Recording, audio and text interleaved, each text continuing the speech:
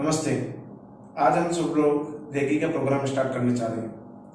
Undecided, कुछ भी decided नहीं था। एक दिन पहले सोचा कि ग्रैंड मास्टर कोर्स चलाना है और सडनली ऐड डाली और सडनली सब लोगों को कलेक्ट कर लिया। और यही चीज़ मैं सिखाता हूँ। मेरे कलीग्स, मेरे स्टूडेंट्स, मेरे टीचर्स सब यही बात बार बार पूछते हैं कि सर आप लोगों को कैसे कलेक्ट कर लेते हैं, लोग कैसे आपके पास अट्रैक्ट होकर आ जाते हैं। उसका सबसे बड़ा प्रिंसिपल आप आज देख रहे हैं।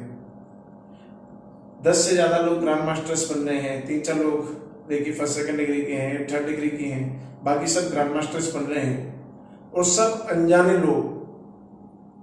यही चीज मैं सिखाता हूँ आपको, अट्रैक्ट करना, माइंड पावर्स, हीलिंग पावर्स क्या होते हैं, कैसे ये प्रोग्राम चलेगा।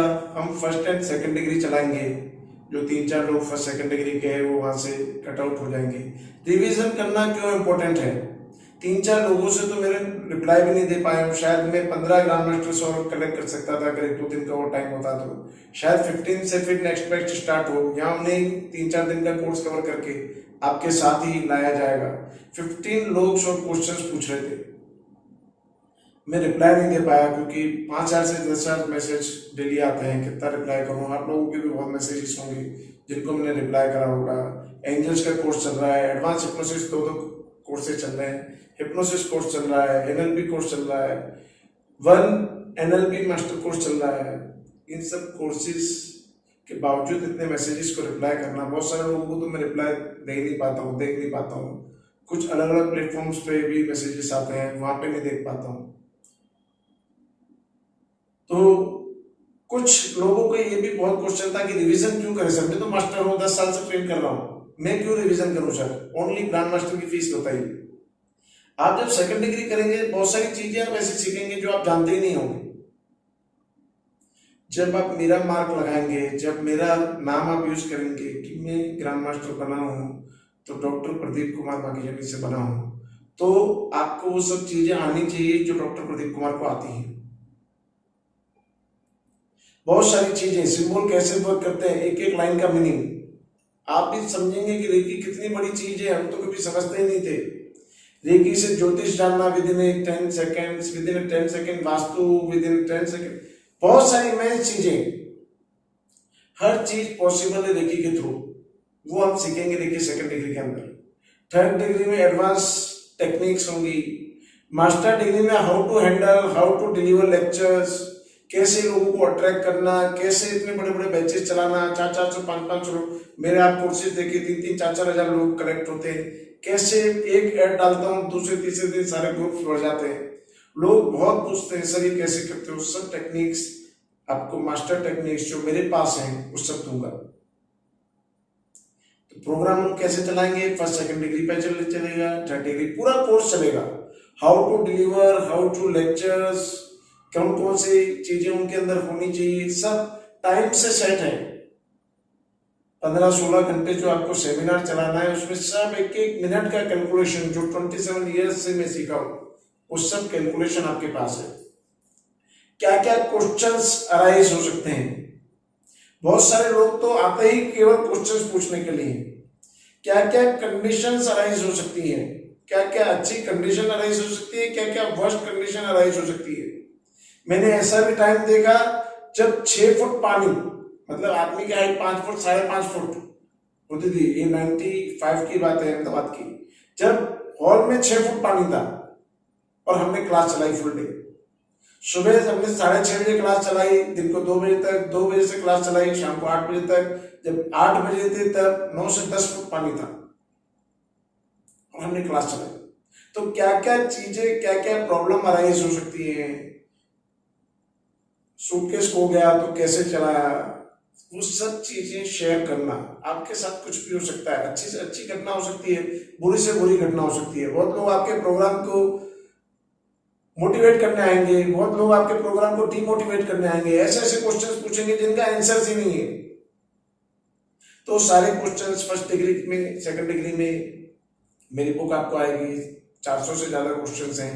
क्या क्या अराइज हो सकते हैं क्वेश्चंस उसमें, वो सब आपको सारे पीडीएफ मिलेंगे, first degree, second degree, third degree, master degree, how to handle सब सारी चीजें, and then grand master degree.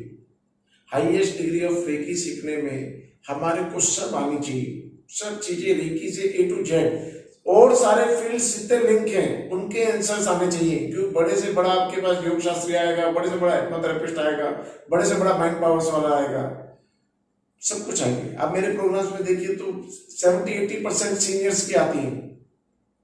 तो उन्हें कैसे जवाब देना, कैसे किस क्वेश्चन का जवाब आपके पास नहीं है तो कैसे उसको टर्न आउट करना, पूरे सेमिनार को कैसे आपको चलाना है, कैसे छा जाना है लोगों पर, वो सब कुछ सिखाया जाएगा। तो हम कैसे स्टार्ट करेंगे, फर्स्ट सेकंड डिग्री पहले करेंगे विद इन भी 3-4 लोग हैं, हम उनको वहां से अलग कर देंगे। देन हम थर्ड डिग्री का कोर्स करेंगे, एक लेडी हमारे पास थर्ड डिग्री की है, उसको हम थर्ड डिग्री सिखा देंगे। देन हम मास्टर डिग्री है, देन ग्रैंड मास्टर डिग्री, पूरा एक कंप्लीट कोर्स करेंगे स्टार्टिंग से।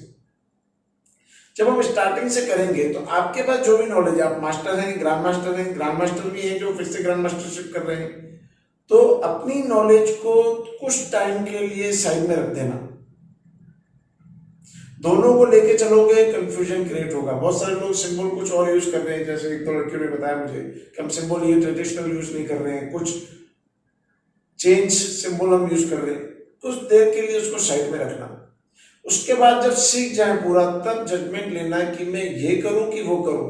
रास्ता सब सेम है, जाता मंजिल एक पर है, पर बेस्ट ऑप्शन हमारे पास क्या है, किस तरीके से हम ज्यादा पॉपुलर हो सकते हैं, किस तरीके से स्टूडेंट्स ज्यादा कन्विंस हो सकते हैं, उस रास्ते को हम अपनाएंगे। तो कुछ देर के लिए अपनी नॉलेज को साइड में रख के सीखेंगे तो आपको बहुत मजा आएगा।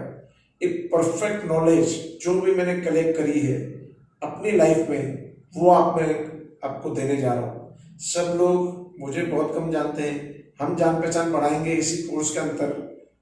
एक ही पर्सन है जो मुझे बचपन से जानती है, मेरी एक कजिन सिस्टर है इसमें, बाकी सब लोग मुझे जानते नहीं, बिल्कुल अनजान है। एक लड़की या दो लड़की हमारे साथ हिप्नोसिस कोर्स कर चुकी हैं, वो है, और बाकी सब अनजान जो अभी अभी ज्वाइंट हुए हैं मेरे साथ, मेरे फील्ड में आए हैं। तो सब लोग उसके साथ एक फैमिली की तरह हम वर्क करेंगे। 1 महीना में लग सकता है, उसके बाद लाइफ टाइम आपको एक्सेस मिलेगा। कभी भी आपको हेल्प चाहिए, आपके हेल्प के लिए मैं हमेशा तैयार हूँ। बहुत सारे स्टूडेंट्स मैं ही आपको रेडी करके दूंगा। ऑल ओवर इंडिया से मुझे बहुत सारे कॉल्स आते हैं, मैं नहीं चाहता हूँ सब जगह आपको आपके एरियाज के बहुत सारे स्टूडेंट्स मैं ही अट्रैक्ट करके दूंगा। मेरा फील्ड आपको पता है कितना बड़ा है, आप लोगों को भरपूर हेल्प मिलेगी। Thank you. रेकी की प्राथमिक जानकारी। रेकी क्या है? रेकी जापानीज की भाषा का एक शब्द है जो कि 2 शब्दों से बना है, रे और की। रे अर्थात सर्वव्यापी, जो कि सर्वत्र है, और की यानी शक्ति, तो जिसका अर्थ हुआ universal life force energy, cosmic energy. यदि हिंदी में कहा जाए तो विश्वव्यापी जीवन शक्ति, सर्वव्यापी जीवन शक्ति। यदि धार्मिक या शास्त्रों की भाषा में कहा जाए तो प्राण शक्ति या चेतना शक्ति। जन्म लेते ही व्यक्ति इसी शक्ति के सहारे संसार में आता है और आजीवन इसी शक्ति के सहारे अपने जीवन का संचालन व पोषण करता है। यह शक्ति ब्रह्मांड में बहुत है, अखूट है, कभी भी कम नहीं होती। व्यक्ति ब्रह्मांड की इस चेतना शक्ति को केवल एक ही माध्यम द्वारा ले पाता है, और वह है श्वासोश्वास की प्रक्रिया द्वारा। वैज्ञानिक रूप से यह सिद्ध हो चुका है कि कुदरत ने व्यक्ति को श्वासोश्वास द्वारा, फेफड़ों द्वारा चेतना शक्ति ग्रहण करने की जो शक्ति दी है, उसका व्यक्ति केवल 33% ही लाभ ले पाता है, उपयोग कर पाता है, इससे अधिक नहीं। एक तरफ व्यक्ति मात्र 33% व्यक्ति शक्ति को ही ग्रहण कर पाता है, और दूसरी तरफ व्यक्ति के जीवन पर सतत 3 प्रकार के आक्रमण हो रहे हैं। एक, विचारों और भावनाओं का तनाव व्यक्ति पर दिन ब दिन बढ़ता जा रहा है। दूसरा, खाने पीने की कोई नियम या समय नहीं रहा है। तीसरा, वातावरण भी अधिक से अधिक प्रदूषित होता जा रहा है। एक तरफ 33% तक शक्ति को प्राप्त कर पाना, और दूसरी तरफ उक्त तीनों बातों के दुष्प्रभाव द्वारा व्यक्ति के जीवन में जितनी शक्ति रहनी चाहिए उतनी रह नहीं पाती। दिन ब दिन अशक्ति बढ़ती जाती है। व्यक्ति जाने अनजाने विभिन्न प्रकार की बीमारियों में फंस जाता है। अब अशक्ति को दूर करने के लिए, बीमारियों से मुक्ति पाने के लिए, शक्ति के अधिक संचार व प्राप्ति के लिए व्यक्ति को योग, भक्ति, प्राणायाम या किसी भी प्रकार की साधना की आवश्यकता रहती है। परंतु इस संघर्ष में युग में यह सब नियमित नहीं हो पाता। बचपन से ही व्यक्ति सुनता आया है वह असीम शक्ति के भंडार कुदरत का ही एक अंश है। जो शक्तियाँ ब्रह्मांड में हैं वह सभी शक्तियाँ व्यक्ति में छुपी हुई हैं। यदि उन शक्तियों की चैनल जागृत हो जाए तो व्यक्ति अपने जीवन को धन्य बना सकता है। जब से व्यक्ति समझदार बनता है तब से अपने अंदर छिपी हुई शक्तियों के रहस्य व जागृति के लिए विभिन्न धार्मिक स्थानों व मार्गदर्शन मिलने वाले स्थानों की खोज में घूमता रहता है, परंतु मनचाही सफलता को प्राप्त नहीं कर पाता। इसको हम इंग्लिश में बोलते हैं divination. Divination means to dive deep into the secrets of life. तो जब से डिविनेशन की खोज हुई है व्यक्ति इन सब चीज़ों को खोजता रहा है और आपकी इसी खोज व रिसर्च ने आज आपको रेकी जैसे विषय व क्षेत्र में रुचि पैदा की है और सफल बनने की संभावना को पाया है। यहाँ पर हम आपको आश्वासन देते हैं कि रेकी पद्धति सीखकर इसके अभ्यास द्वारा आप अच्छे उपचारक बनकर अपने व औरों के तन, प्राण व मन, माइंड, बॉडी एंड सोल को स्वस्थ व संतुलित करने में, आत्मविकास व आध्यात्मिक विकास करने में महत्वपूर्ण योगदान दे सकते हैं। अपने व औरों के जीवन को सफल, सुखद, सुरक्षित व उन्नत बना सकते हैं। इसकी संभावना, यह रहस्य यह है कि प्रत्येक व्यक्ति के अंदर हृदय से लेकर माथे तक एक दिव्य शक्ति की चैनल छुपी हुई है। रेकी के इस सेमिनार के अंदर शक्तिपात की सरल विधि द्वारा इस चैनल को जागृत किया जाता है, जिसके द्वारा व्यक्ति जब चाहे, जहाँ चाहे, जिस स्थिति में चाहे, आवश्यकता अनुसार रेकी शक्ति को प्राप्त कर सकता है। इस चैनल द्वारा ब्रह्मांड से केवल लाभकारी शक्ति को प्राप्ति होती है, जिसके द्वारा किसी का भी लाभ किया जा सकता है, परंतु किसी भी प्रकार से किसी का नुकसान नहीं किया जा सकता। यही इस पद्धति की विशेषता है। रेकी क्या नहीं है? रेकी कोई धर्म नहीं है, रेकी कोई पंथ नहीं है, कोई वर्ग नहीं है। रेकी का तंत्र मंत्र के साथ किसी भी प्रकार का संबंध नहीं है। मैली विद्या या राक्षसी विद्या के साथ कोई संबंध नहीं है। हिप्नोटिज्म यानी सम्मोहन व साइकोलॉजी से कोई संबंध नहीं है। यह अलग बात है कि आप इसके कॉम्बिनेशन से हिप्नोसिस अच्छा कर सकते हैं और हिप्नोसिस के कॉम्बिनेशन से रेकी का यूज़ कर सकते हैं। लेकिन कई लोग मानते हैं कि ये साइकोलॉजी है। हम बोलते हैं और कोई ट्रीट हो रहा है, ये साइकोलॉजी है, और कोई बोलता है तो हम वाइब्रेशंस फील करते हैं तो वो साइकोलॉजी है। ऐसा बिल्कुल नहीं है। ये हम प्रैक्टिकली देखेंगे भी।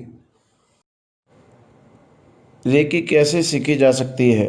यह ऐसी कोई कठिन साधना या मान्यता नहीं है जिसके लिए विशेष मानसिक व शारीरिक तैयारी की आवश्यकता हो। रेकी पद्धति सीखने के लिए केवल इच्छा ही आवश्यकता है। रेकी पद्धति का विशेष आकर्षण उसकी सरलता ही है। किसी भी उम्र का व्यक्ति, स्त्री हो या पुरुष, बालक हो या बालिका, कम पढ़ा लिखा हो या अधिक, इस विद्या को सीख सकता है। यह कार्यक्रम जो लगभग 16 घंटे का होता है, इसमें कोई भी ये सीख सकता है।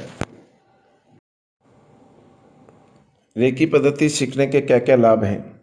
रेकी एक लाभकारी शक्ति यानी पॉजिटिव एनर्जी है, जिससे किसी भी प्रकार का नुकसान या रिएक्शन नहीं होता है। रेकी में व्यक्ति के हाथों के अलावा दूसरे किसी भी प्रकार के साधन की आवश्यकता न होने से यह अत्यंत सरल प्राकृतिक उपचार पद्धति है। रेकी शरीर की रासायनिक ग्रंथियों, ग्लैंड्स, अवयवों, स्नायुओं और अस्थियों के सर्जन की क्रिया को तीव्र बनाती है, शक्ति व तेज प्रदान करती है। रेकी प्रत्येक व्यक्ति को व्यक्तिगत तौर पर असर करती है। रेकी उपचार लेने वाले व्यक्ति की इच्छा व आवश्यकता अनुसार प्रभाव अवश्य होता है। अक्सर रेकी उपचार के जिन सामान्य बातों पर प्रभाव पड़ता है वे निम्न हैं। शक्ति का संतुलन स्थापित होता है, विचारों व भावनाओं के तनावों से मुक्ति मिलती है, रोग के मूल कारण यानी जड़ मूल पर रेकी का उपचार होता है, जागृति बढ़ती है व चेतना का विकास होता है, शक्ति में वृद्धि होती है, शांति, आनंद, स्वस्थता व जीवंत की अनुभूति होती है। जैसे दुनिया की सभी चीज़ों का महत्व जानने की अपेक्षा अपनाने या अनुभव करने से होता है, रेकी पद्धति के साथ भी वैसा ही है। आपके रेकी प्राप्ति के अनुभव आनंददायी हो, ऐसी ही शुभकामना के साथ हम ये सेमिनार स्टार्ट करते हैं। स्पर्श चिकित्सा के कुछ प्रयोग। राम के स्पर्श द्वारा फिर से जीवित हुई अहिल्या, कृष्ण के स्पर्श मात्र से अंग विकृति से मुक्त हुआ शिशुपाल और कंस की कुब्जा दासी आदि हमारे शास्त्रों में वर्णित स्पर्श चिकित्सा के महत्वपूर्ण दृष्टांत गिने जा सकते हैं। ऐसे ही पौराणिक शास्त्रों में दिए गए, परंतु लगभग 5 वर्ष पहले लंदन के एक डॉक्टर श्री होजिस ने एक स्पर्श चिकित्सक श्री जोफ वोल्वुड की सहायता से अनेक स्पर्श चिकित्सा के प्रयोग किए। एक सब्जी के बीजों पर कुछ दिनों तक नमक का पानी छाटने से बीज सड़ने लगे। उन बीजों को 2 हिस्सों में बांटा गया। एक हिस्से को स्पर्श चिकित्सक श्री वोल्वुड ने अपने दोनों हाथों में रखकर स्पर्श चिकित्सा प्रदान की। कुछ दिनों की स्पर्श शक्ति से खारे पानी द्वारा सड़े हुए बीज फिर से जीवंत बने। इतना ही नहीं, उनके द्वारा अधिक उत्पादन प्राप्त हुआ। जिस दूसरे हिस्से को स्पर्श चिकित्सा का लाभ न मिल पाया, वे संपूर्ण रूप से सड़कर नाश हो गए। वनस्पति पर ऐसे अनेक प्रयोग करके उन्होंने स्पर्श चिकित्सा के परिणामों को प्रमाणित किया है। कैलिफोर्निया के जेएफ यूनिवर्सिटी के एक प्रोफेसर श्री डैनियल विर्थ ने भी स्पर्श चिकित्सा की दिशा में अनेक परीक्षण किए हैं। उन्होंने वनस्पति के बदले स्पर्श चिकित्सा का उपयोग व्यक्तियों के शरीर पर किया। एक प्रयोग द्वारा 40 व्यक्तियों के कंधे की त्वचा का ऑपरेशन करके थोड़ा सा चमड़ी का टुकड़ा निकालकर आधे व्यक्तियों पर उनकी जानकारी के बिना ही स्पर्श चिकित्सा के प्रयोग करवाए गए। अन्य आधे लोगों पर दवाई व मरहम का उपयोग किया गया। कुछ दिनों के बाद पाया गया कि स्पर्श चिकित्सा वाले व्यक्ति अन्य व्यक्तियों से पहले ही स्वस्थ हो गए। दुनिया भर में ऐसे स्पर्श चिकित्सा के कई प्रकार के प्रयोग होते रहते हैं और होते रहेंगे। रेकी की विशेषताएं। रेकी एक सरल उपचार पद्धति है जिनमें हाथों के सिवाय अन्य किसी साधन की आवश्यकता नहीं रहती है। रेकी का कोई पंथ या धर्म नहीं, अतः मानव मात्र सीखने के पात्र है। रेकी व्यक्ति के शक्ति का संतुलन बनाए रखती है। रेकी व्यक्ति के शारीरिक दुख दर्दों को दूर करने के साथ साथ मानसिक तनावों व भावनाओं के बंधनों को भी मुक्त करती है। रेकी रोगों के उपचार के साथ साथ उन लोगों के मूल कारणों पर भी असर करके सदैव निरोगी बने रहने में मदद करती है। कहा जाता है कि कुदरत की दी हुई शक्तियों का सामान्य व्यक्ति केवल 7 से 10% ही प्रयोग कर पाता है, इससे अधिक नहीं। रेकी द्वारा इसमें वृद्धि होती है, जीवन के प्रति जागरूकता बढ़ती है व कार्यक्षमता बढ़ती है। रेकी द्वारा शारीरिक, प्राणिक, मानसिक रूप से शुद्धि व शक्ति प्राप्ति तो होती ही है, साथ साथ आत्मिक विकास भी होता है। रेकी द्वारा शास्त्रों में बताए गए कायाकल्प अर्थात सदैव युवान बने रहने का रहस्य मिल जाता है व चेतना का भी विकास होता है। रेकी चिंताओं से मुक्ति दिलाती है। रेकी द्वारा असाध्य रोगों से भी मुक्ति पाई जा सकती है। अंतिम चरण में पहुँचे हुए दुख दर्दों व रोगों में भी रेकी द्वारा राहत मिल सकती है। रेकी पद्धति को रोगी व्यक्ति ही नहीं बल्कि स्वस्थ व्यक्ति भी सीख सकता है। इसके द्वारा वह सदैव स्वस्थ रहकर शांति व आनंद की प्राप्ति कर सकता है। रेकी के द्वारा व्यक्ति को कुदरत का एक अनोखा प्यार मिलता है, जिससे प्यार की कमी का एहसास दूर हो जाता है। रेकी की सबसे बड़ी विशेषता है बिना दवा सभी प्रकार के रोगों में उपचार की संभावना। रेकी अन्य पद्धतियों से विशिष्ट कैसे है? सर्वप्रथम रेकी पद्धति में है इसकी सरलता। मात्र 2 दिनों में शिक्षण द्वारा रेकी का ज्ञान, शिक्षण व अनुभव प्राप्त किया जा सकता है, जबकि अन्य पद्धतियों को सीखने के लिए कई महीनों व कई वर्षों के अभ्यास की आवश्यकता होती है। वह अन्य पद्धतियों में विशेष प्रकार की तैयारी, योग्यता या उम्र की जरूरत पड़ती है। जबकि रेकी में ऐसा नहीं है। किसी भी उम्र का व्यक्ति किसी भी योग्यता यानी कम पढ़ा लिखा हो या अधिक सीखने की इच्छा होने पर इसे सीख सकता है, क्योंकि रेकी पद्धति का आधार रेकी शिक्षक की शक्तिपात व शिक्षा पर ही है। वह अधिकतर पद्धतियों को सीखने के बाद व्यक्ति या तो अपना उपचार व विकास कर सकता है या अन्य किसी का, जबकि रेकी द्वारा समान रूप से अपना व औरों का उपचार व विकास कर सकता है। अन्य पद्धतियों में अधिकता के कारण हानि होने की संभावना है, जबकि रेकी में ऐसा नहीं है। यह व्यक्ति को आवश्यकता अनुसार ही प्राप्त होती है। अन्य कई पद्धतियों में दूसरों के उपचार करने पर उनके नेगेटिव वाइब्रेशन यानी नकारात्मक तरंगों का उपचार करने वाले के शरीर में प्रवेश हो जाता है, जबकि रेकी देने में नकारात्मक तरंगों का ब्रह्मांड में विकास होता है, बल्कि रेकी देने वाले व्यक्ति को भी इस शक्ति के संचार द्वारा लाभ मिलता है।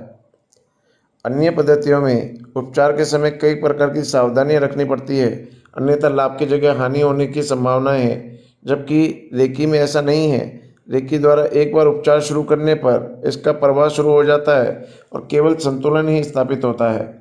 कई पद्धतियों में उपचार दौरान व्यक्ति नकारात्मक विचारों व व्यवहार को बदलने या दूर करने की सलाह दी जाती है, जबकि रेकी में ऐसा नहीं है, क्योंकि रेकी द्वारा उपचार लेने पर उसके नकारात्मक विचार अपने आप मुक्त हो जाते हैं और पॉजिटिव यानी सकारात्मक विचार आ जाते हैं। रेकी एक अद्वितीय शक्ति है, प्रत्येक व्यक्ति को इसे प्राप्त करने का अधिकार है। अतः रेकी प्रत्येक व्यक्ति सीख सकता है, जबकि अन्य पद्धतियों में उसका विशेषज्ञ बनना पड़ता है, जो थोड़े लोग ही बन पाते हैं, सभी व्यक्ति नहीं। रेकी द्वारा आप अपना उपचार कर सकते हैं, जबकि अधिकतर दूसरी पद्धतियों में उपचार के लिए औरों पर आधार रखना पड़ता है। अधिकतर पद्धतियों के द्वारा रोग का उपचार तो हो जाता है, परंतु सदैव स्वस्थ रहने के लिए उसका उपयोग नहीं किया जा सकता, जबकि रेकी एक तरफ तो रोगों से मुक्ति दिलाती है, दूसरी तरफ सदैव स्वस्थ बने रहने के लिए योग्यता प्रदान करती रहती है। कई बार व्यक्ति दवाई खाता रहता है, कुछ समय के बाद उनका उतना असर नहीं होता है, अतः अधिक मात्रा या प्रमाण में दवाइयाँ दी जाती हैं, जिससे अधिकतर उन रोगों से तो पूर्ण मुक्ति नहीं मिलती, बल्कि दवाओं के आड़ असर के कारण और 2-4 बीमारियां भेंट स्वरूप स्वीकार करनी पड़ती हैं, जबकि रेकी में ऐसा नहीं है, क्योंकि रेकी द्वारा फायदा होगा ही, परंतु यदि अपवाद स्वरूप फायदा न भी हो तो किसी भी प्रकार का आड़ असर या नुकसान तो नहीं होगा। किसी भी रोग को जानने या उपचार करने के लिए एक्सरे या अन्य तरीकों द्वारा व्यक्ति के शरीर में किरणों के प्रवेश से हानि होने की संभावना रहती है, जबकि रेकी द्वारा ऐसा कोई नुकसान नहीं होता। दवाओं द्वारा केवल शरीर के अवयवों का ही उपचार किया जाता है। अक्सर देखा गया है कि अधिकतर बीमारियों का मूल कारण प्राण शरीर या मनोमय शरीर में ही होता है, अतः ऐसे रोगों का मूल रूप से उपचार नहीं हो पाता, जबकि रेकी द्वारा स्थूल शरीर के साथ साथ अपने आप प्राण शरीर व मनोमय शरीर पर प्रभावी असर हो जाता है। परिणाम स्वरूप रोगों का मूल स्वरूप से उपचार हो जाता है। अब हम समझते हैं फर्स्ट डिग्री और सेकंड डिग्री रेकी कोर्स में क्या डिफरेंस है। प्रथम डिग्री रेकी कोर्स में रेकी की प्राइमरी नॉलेज मिलती है, जो कि लगभग 5 to 10% ही रेकी की समझ है। हम लोगों ने ये कोर्स इसीलिए कंबाइन भी कराया है क्योंकि फर्स्ट डिग्री करने के बाद बहुत कम लोग, क्योंकि उसमें मेहनत ज़्यादा है और रिजल्ट्स कम है, बहुत कम लोग सेकंड डिग्री की तरफ आ पाते हैं। इसीलिए हम लोगों ने first and second degree combine किया है। मैंने जीवन के 18 साल फर्स्ट डिग्री और सेकंड डिग्री में 21 डेज़ का गैप रखा था। वो गैप इसीलिए रखा जाता है कि वो चैनल प्रॉपर ढंग से क्लींस हो सके। अब हम लोग जब हम फर्स्ट और सेकंड डिग्री साथ में सिखाते हैं तो वो क्लिनजिंग हम अपनी तरफ से करते हैं कि कोई एग्रेवेशंस ना आए, इसीलिए हम अपनी तरफ से क्लिनजिंग करते हैं और सेकंड डिग्री साथ में सिखाते हैं। सेकंड डिग्री में आप रेकी की समझ को 100% समझ सकते हैं, उसके यूजेस बहुत बढ़ जाते हैं, इसीलिए रेकी सेकंड डिग्री प्रीफरेबल है ज़्यादा, और तकनीक का पूर्ण ज्ञान हो जाता है आपको। रेकी की पूरी टेक्निक आपके हाथ में आ जाती है। सेकंड है कि रेकी प्रथम सेमिनार करने के बाद रेकी उपचार करने वाले व्यक्ति व उपचार करवाने वाले दोनों व्यक्ति को एक दूसरे के समक्ष उपस्थित होना जरूरी है, क्योंकि आप केवल टच हीलिंग के द्वारा ही हाथों के स्पर्श द्वारा या 2-4 इंच हाथों को ऊपर रखकर रेकी शक्ति प्रदान कर सकते हैं। जबकि दूसरी डिग्री रेकी सेमिनार करने के बाद स्पर्श के साथ साथ यानी समक्ष रेकी संचार के साथ साथ आप बिना स्पर्श परोक्ष यानी डिस्टेंस रेकी हीलिंग भी आप कर सकते हैं, जिसमें रेकी उपचारक या उपचार करवाने वाले को एक दूसरे के समक्ष उपस्थित होने की आवश्यकता नहीं है। थर्ड है कि प्रथम रेकी सेमिनार करने के बाद व्यक्ति केवल हाथों के स्पर्श द्वारा 2-3 इंच को ऊपर रखते हुए शक्ति प्रदान करके उपचार कर सकता है, परंतु द्वितीय रेकी सेमिनार करने के बाद व्यक्ति इच्छा अनुसार व सुविधा अनुसार स्पर्श करके हाथों को थोड़ा ऊपर करके असीमित दूर तक रेकी संचार कर सकता है। साथ साथ आंखों से ओझल किसी भी व्यक्ति, वस्तु व घटना को रेकी प्रदान कर सकता है। किसी भी फोटो द्वारा दूर रेकी संचार किया जा सकता है। इतना ही नहीं, केवल नाम या सामान्य जानकारी द्वारा संकल्प करके दूर ब्रह्मांड में कहीं भी रेकी संचार किया जा सकता है। प्रथम डिग्री करने के बाद रेकी पद्धति को मानने, जानने व चाहने वाले व्यक्ति को ही उसकी इच्छा अनुसार रेकी शक्ति द्वारा उपचार किया जा सकता है। जबकि दूसरी डिग्री रेकी कोर्स करने के बाद रेकी पद्धति को न मानने, न जानने व चाहने वाले व्यक्ति को भी उसकी इच्छा के बिना रेकी शक्ति द्वारा उपचार किया जा सकता है, लाभान्वित किया जा सकता है। यदि कोई व्यक्ति अपनी बुरी आदतों, खराब व्यवहार, गुस्से, क्रोध व चिंताओं से मुक्त नहीं होना चाहता तो प्रथम डिग्री वाला शुभचिंतक या परिजन चाहते हुए भी उसकी इच्छा के बिना इनसे मुक्ति नहीं करवा सकता। जबकि सेकंड डिग्री वाला शुभचिंतक सिंबल्स यानी रेखा चित्रों की सहायता से उस व्यक्ति द्वारा सूक्ष्म रूप से संपर्क बनाकर 3 से 6 महीने में उपरोक्त तकलीफों को उसकी इच्छा बिना मुक्ति प्राप्त करवा सकता है, छुटकारा दिला सकता है। प्रथम डिग्री वाला व्यक्ति जो रेकी चैनल है अपने व औरों की शारीरिक स्वस्थता की अधिक प्राप्ति करवा सकता है, जबकि दूसरी डिग्री रेकी चैनल अपनों को औरों के शारीरिक लाभ के साथ साथ मानसिक व आध्यात्मिक लाभ, विकास व योग्यता में वृद्धि करवा सकता है, क्योंकि उसके यूजेस बहुत सारे हैं जो हम लोग सब सीखेंगे। प्रथम डिग्री रेकी चैनल एक साथ एक समय में केवल एक ही व्यक्ति को रेकी शक्ति प्रदान कर सकता है, वह भी स्पष्ट मात्रा से। जबकि दूसरी डिग्री प्राप्त रेकी चैनल एक साथ एक समय पे एक से अधिक व्यक्तियों को रेकी प्रदान कर सकता है। लगभग 5 व्यक्तियों की आवश्यकता पड़ने पर सार्वजनिक रूप से बड़े समूह को भी रेकी प्रदान कर सकता है। वे एक से अधिक व्यक्ति चाहे एक स्थान पर हो या भिन्न भिन्न स्थानों पर हो, उन्हें एक ही प्रकार की बीमारी, दुख दर्द या परेशानी हो या अलग अलग दुख दर्द, बीमारियाँ या परेशानी हो, उससे कोई फर्क नहीं पड़ता। उसकी अपनी आवश्यकता अनुसार अपने स्थान पर किसी भी स्थिति या परिस्थिति में रेकी प्राप्ति द्वारा लाभ प्राप्त होता है। एक से अधिक व्यक्ति को रेकी प्रदान करने से रेकी प्रवाह बढ़ता नहीं है, घटता नहीं है, परंतु आवश्यकता अनुसार रेकी संचार में वृद्धि व प्राप्ति होती रहती है। प्रथम डिग्री रेकी चैनल बने व्यक्ति के केवल हाथों द्वारा ही रेकी संचार होता है, जबकि दूसरी डिग्री के व्यक्ति के हाथों के साथ साथ आज्ञा चक्र और पैरों के तलियों द्वारा भी रेकी का संचार होता है। यानी एक ही मार्ग द्वारा, कभी कभी 2 मार्गों द्वारा, कभी कभी 3 स्थानों से रेकी का संचार होता है। अतः सेकंड डिग्री रेकी चैनल अब हाथों के स्पर्श किए बिना भी केवल संकल्प करके रेकी संचार प्राप्त करते हुए लाभ प्राप्ति कर सकता है और करवा सकता है। प्रथम डिग्री रेकी चैनल कई बार अनजान व्यक्ति को रेकी प्रदान करने में संकोच या अनुभव करते हुए लाभ प्राप्ति नहीं करता और साथ साथ अपने विरोधी व्यक्ति को भी स्पर्श करने की सुविधा न होने के कारण उत्पन्न हुए विरोध व गलतफहमियों को रेकी संचार द्वारा दूर नहीं कर सकता। जबकि सेकंड डिग्री कोर्स के बाद बिना स्पर्श रेकी संचार की सुविधा होने के कारण अनजान व्यक्ति को भी बिना संकोच रेकी पास करते हुए लाभान्वित किया जा सकता है। साथ साथ विरोधी व्यक्ति को भी रेकी संचार द्वारा सद्बुद्धि प्राप्त करवाते हुए परस्पर विरोधों व गलतफहमियों को दूर भी किया जा सकता है।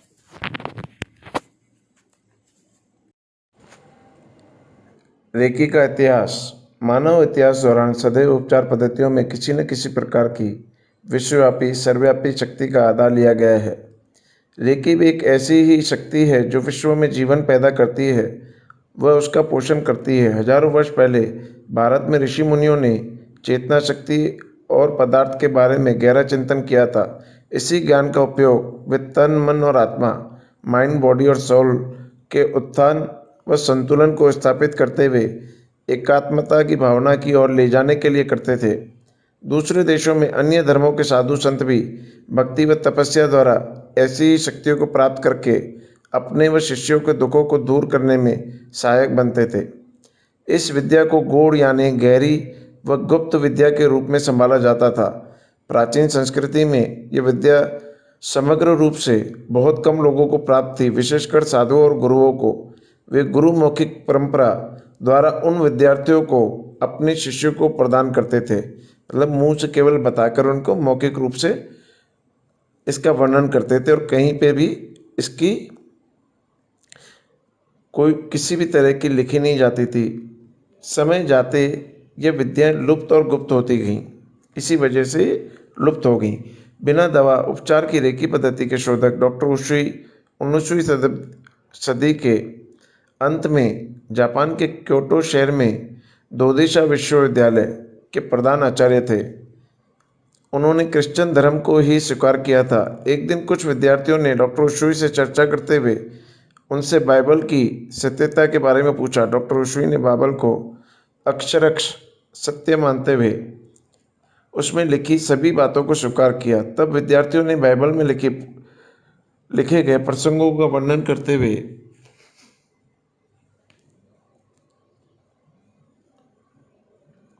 यह कहा कि यीशु ख्रिस्त ने स्पर्श चिकित्सा के बारे में कहा है कि जिस प्रकार मैं हाथ लगाकर लोगों के दुख दूर करता हूँ, उसी प्रकार आगे चलकर सामान्य लोग भी स्पर्श चिकित्सा द्वारा रोग मुक्त होकर स्वस्थ बन पाएंगे। यदि ऐसा है तो कृपया हमें ये पद्धति सिखाएं। डॉक्टर उशुई उस पद्धति को तो नहीं जानते थे, परंतु यीशु की इस बात से सहमत जरूर थे। डॉक्टर उशुई ने पद से त्याग पत्र देकर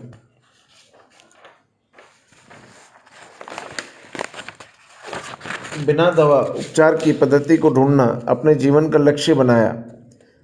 उनके लगभग सभी शिक्षक अमेरिका के ख्रिस्ती धर्म के शिक्षक थे और अमेरिका में भी मुख्य ख्रिस्ती देश था। इसलिए डॉक्टर उशुई ने अपने अभ्यास का आरंभ का भी शिकागो यूनिवर्सिटी की धर्म शिक्षण संस्था से किया। अधिक समय के अभ्यास के बाद भी जब उन्हें वहां पर इस गहरी विद्या के रहस्य नहीं मिले, तब उन्होंने कहीं और जाकर संबोधन करने का निर्णय लिया। अब तक डॉक्टर मिकाओ को इस बात का ख्याल आ गया था कि भगवान बुद्ध भी इस प्रकार की बिना दवा उपचार की पद्धति को जानते थे। हो सकता है कि बौद्ध मठ वाले इस बारे में जानते हों और मार्गदर्शन दे पाएं। ये सोचकर वह जापान वापस आकर कई बौद्ध मठों में जाकर वहाँ के भिक्षुओं से मिले। प्राय सभी बौद्ध भिक्षुओं ने इस बारे में अपनी अज्ञानता प्रदर्शित करते हुए अब बौद्ध मठों में आत्मा की चिकित्सा को ही केंद्र स्थान बताया। अतः अंत में उन्हें जापान में एक जैन मठ के साधु ने प्रोत्साहन देकर उनका मार्गदर्शन करने का प्रयत्न किया। जापान में भी सफलता न मिलने पर डॉक्टर उशुई चीन गए, चीनी भाषा सीखी। वहाँ पर काफ़ी अभ्यास करने के बाद भारत में संस्कृत सूत्रों के बारे में संकेत मिलने पर वह तिब्बत आए और संस्कृत भाषा सीखी।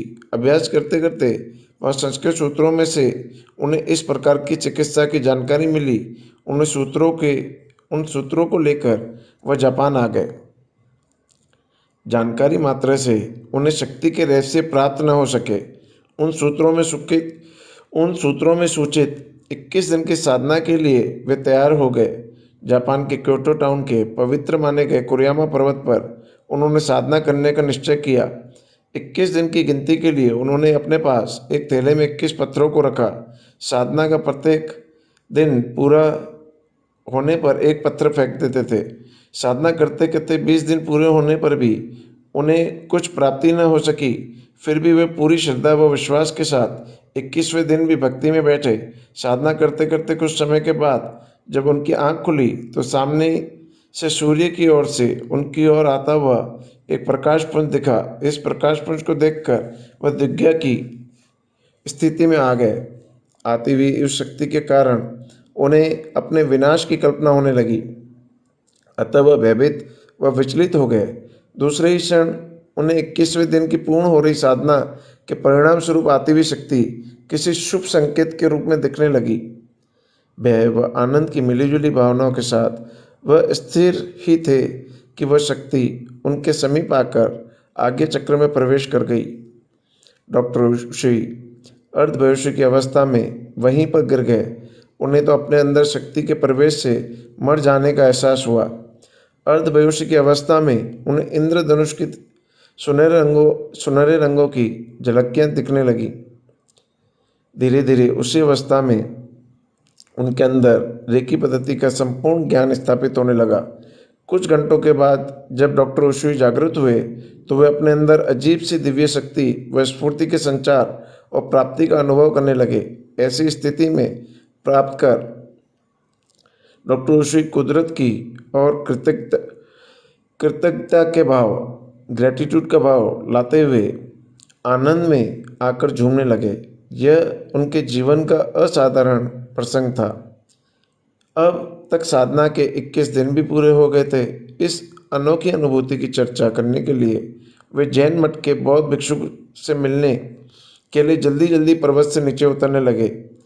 उतरते हुए पैर के अंगूठे में ठोकर लगने से खून बहने लगा। सहज ही अंगूठा पकड़ने पर उनके हाथ के स्पर्श से दर्द दूर हो गया। कुछ देर के बाद खून का बहना भी बंद हो गया और अधिक देर तक स्पर्श करने से जख्म भी मिट गया। यह उनके जीवन का दूसरा असाधारण प्रसंग था। पर्वत से नीचे उतरकर एक भोजनालय में बैठकर डॉक्टर उशुई ने भोजन लाने को कहा। वहाँ के वृद्ध मालिक ने उनकी बढ़ी हुई दाढ़ी व कपड़ों की स्थिति देखते हुए उनके भक्ति व उपवास करके लौटने का अनुमान लगाते हुए उन्हें शरबत, सूप या हल्का फुल्का भोजन खाने के लिए कहा। परंतु डॉक्टर उशुई ने उनकी बात न मानकर खाने की तीव्र इच्छा के कारण अच्छी तरह खाना खाया। उन्हें कोई तकलीफ नहीं हुई। अब ये उनके जीवन का तीसरा असाधारण प्रसंग था। ऊपरा ऊपरी बनती असाधारण घटनाओं के कारण उन्हें एक आश्चर्य लग रहा था, तो दूसरी ओर उन्हें बेहोशी की अवस्था में दिव्य शक्ति के संचार के कारण कई तरह के संकेतों की प्राप्ति होने लगी, जिसके द्वारा वे इस रेकी स्पर्श चिकित्सा के बारे में धीरे धीरे जानने लगे और हौसला बढ़ने लगा। इतने में उस होटल के मालिक की पौत्री के सूजे हुए मसूड़ों को देखकर उसके दुख दर्द को दूर करने की अंतःप्रेरणा हुई। डॉक्टर उशुई ने अपने दोनों हाथ उस लड़की के गालों पर रखकर प्रार्थना की। उस स्पर्श चिकित्सा से उस लड़की का दर्द बिल्कुल कम हो गया और सूजन भी कम हो गई। अब डॉक्टर उशुई को यकीन आ गया कि लगभग 15 वर्षों के संशोधन व 21 दिन की साधना के फलस्वरूप उन्हें यह बिना दवा उपचार पद्धति की रेकी पद्धति कुदरत द्वारा प्राप्त हो गई। जैन मठ के बौद्ध भिक्षु जिन्होंने डॉक्टर मिकाओ उशुई का रेकी संशोधन में मार्गदर्शन किया व हौसला बढ़ाया था, वे वृद्ध अवस्था में कई असाध्य रोगों से शिकार थे। अब डॉक्टर मिकाओ उशुई ने उनका उपचार आरंभ किया। उपचार करते करते एक और वृद्ध गुरु जी संपूर्ण स्वस्थ हो गए, उनका कायाकल्प हो गया। दूसरी ओर उपचार करते करते डॉक्टर मिकाओ उशुई को अर्धबेहोशी की अवस्था में मिली हुई दिव्य ज्योति का शक्ति प्रकट हो गई, अर्थात अर्ध सुषुप्त अवस्था में कुदरत द्वारा प्राप्त रेकी पद्धति की सारी जानकारी उनके मानस पटल पर आ गई। अब डॉक्टर मिकाओ उशुई रेकी पद्धति द्वारा स्वयं को व दूसरों को तन मन की स्वस्थता प्रदान कर आत्मिक विकास करवाने में सक्षम हो गए और साथ साथ उन्हें इस पद्धति का शिक्षण देने की योग्यता भी आ गई। इस प्राप्त हुई आसान नवीन विद्या व शक्ति के उपयोग व शिक्षण के बारे में डॉक्टर मिकाओ उशुई ने अपने मार्गदर्शक बौद्ध भिक्षुक के परामर्श से रेकी का उपयोग भिक्षुक गृह में करते हुए दुखी व लाचार भिखारियों पर शुरू किया। डॉक्टर मिकाओ उशुई के अथक प्रयत्नों के कारण उनकी आशाएं सफल हुई। धीरे धीरे रेकी के उपचार द्वारा अधिकतर भिखारियों ने तन मन की स्वस्थता प्राप्त की और समाज में जाकर एक अच्छे नए जीवन की शुरुआत की। इस प्रकार भिक्षुक गृह में सेवा करते करते 7वें वर्ष के अंत में वहाँ पर उन्होंने कुछ परिचितों को देखा। पूछने पर उन्हें ज्ञात हुआ कि कुछ भिखारी जो रेकी द्वारा स्वस्थ होकर समाज में गए थे, परंतु जवाबदारियों से विमुख होकर उन्होंने भिखारी की अस्वस्थ होने का ढोंग कर फिर से भिक्षुक गृह का आश्रय ले लिया। यह जानकर डॉक्टर उशुई रो पड़े। विचार मग्न व ध्यान मग्न होकर सोचने पर उन्होंने पाया कि निम्न 2 गलतियों के कारण वे व्यक्ति रेकी का लाभ नहीं ले पाए। बिना मांगे जो कुछ मिलता है जीवन में उसका कोई महत्व नहीं रहता, और दूसरा बिना कुछ दिए वह मुफ्त में मिला हुआ भी अधिक समय तक नहीं टिकता। जवाबदारी का भाव नहीं आता। इसलिए शास्त्रों में पूजा अर्चना व साधना के साथ सेवा व दक्षिणा का महत्व बताया गया है। एनर्जी एक्सचेंज का हर जगह कोई न कोई प्रिंसिपल दिया गया है। अतः जीवन में आदान प्रदान बिना किसी भी चीज का महत्व नहीं रहता। इसी प्रकार डॉक्टर उशुई ने अब रेकी पद्धति के लिए दो प्राथमिक नियम बनाए। एक, जो व्यक्ति रेकी उपचार लेना चाहे उसे ही रेकी दें, या जो व्यक्ति रेकी शिक्षा लेना चाहे उसे सिखाया जाए। दूसरा, सीखने वाले व्यक्ति से किसी भी प्रकार की सेवा या दक्षिणा, रूल्स ऑफ एनर्जी एक्सचेंज का विधान आवश्यक है ताकि व्यक्ति के जीवन में रेकी का महत्व बना रहे, अभ्यास करने का भाव व जवाबदार बने रहने का भाव बना रहे। इसके साथ साथ डॉक्टर उशुई ने रेकी चैनल बनने वाले व्यक्तियों के लिए 5 और सैद्धांतिक नियम भी बनाए ताकि धीरे धीरे उनके आचरण द्वारा तन मन और प्राणों और आत्मा के उत्थान कर सके।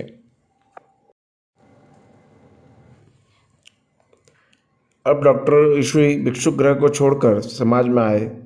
दो प्राथमिक नियमों के आधार पर रेकी शिक्षा चाहने वालों से आदान प्रदान के नियम पर सेवा करवा के या दक्षिणा करवा के रेकी दीक्षा देकर रेकी चैनल बनाया। 20वीं सदी के प्रारंभिक समय में सन 1930 में अपने जीवन की मुक्ति से पहले डॉक्टर उशुई ने अपने द्वारा बनाए गए 16 रेकी मास्टरों में से एक परम श्रद्धालु शिष्य डॉक्टर चिजुरो हयाशी, जो नेवी के निवृत्त अधिकारी थे, उन्हें रेकी का ग्रैंड मास्टर बनाया।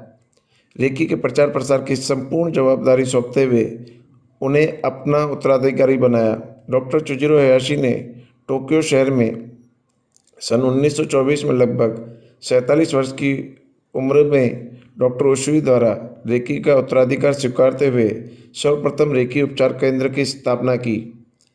रेकी उपचार द्वारा उन्होंने पाया कि रेकी व्यक्ति के लोगों के मूल कारणों तक प्रभाव करती है। रेकी के अभ्यास द्वारा एक और जीवन में रोग मुक्ति की संभावना है, तो दूसरी ओर इसके अभ्यास द्वारा आजीवन निरोगी व स्वस्थ रहने की भी पूरी संभावना है।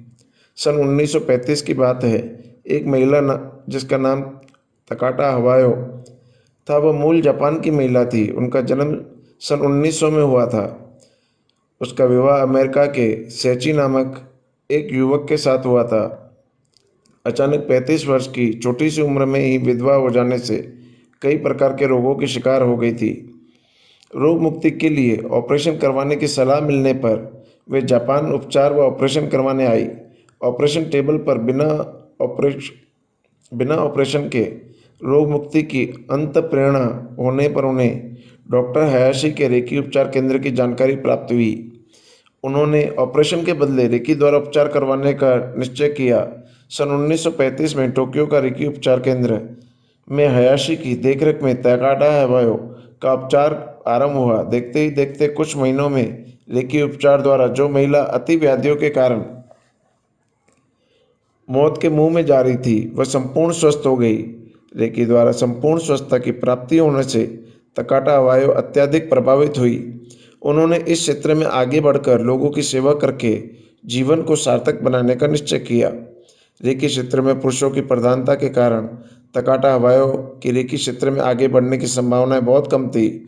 उनके दृढ़ निश्चय, मजबूत मनोबल व अथक सेवा भावना के कारण वे रेकी क्षेत्र में आगे बढ़कर सन 1938 में रेकी मास्टर बनी। डॉक्टर हयाशी एक दिव्य दृष्टा थे।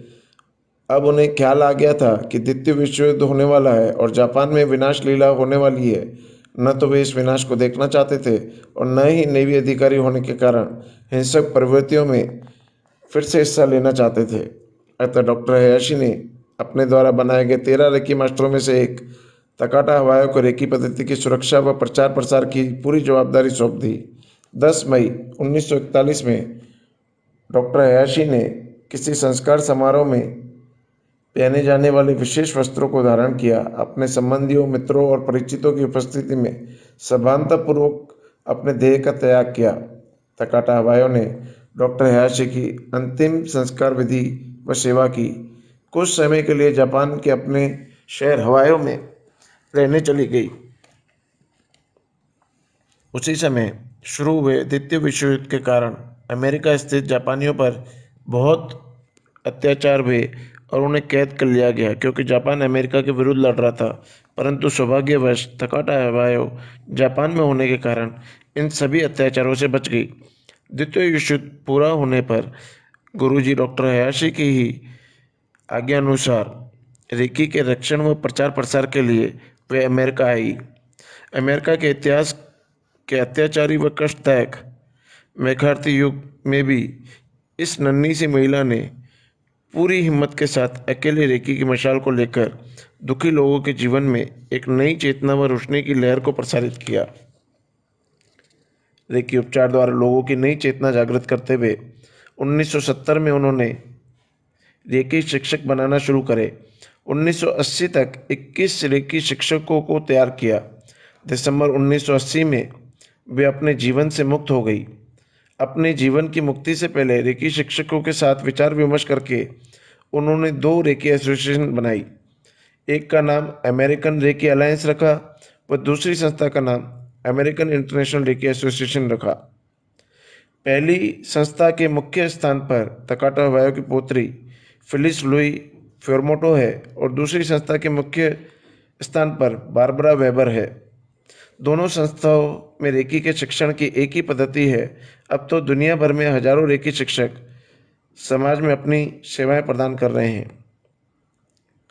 सन 1981 में एक महिला रेकी शिक्षक पोला होरन भारत के मुंबई शहर में अपने एक मित्र परिवार उपेन व अंजना चौकसी के घर में आई। श्रीमती अंजना चौकसी के अस्वस्थता के कारण कुछ दिनों के आराम की सलाह दी गई थी।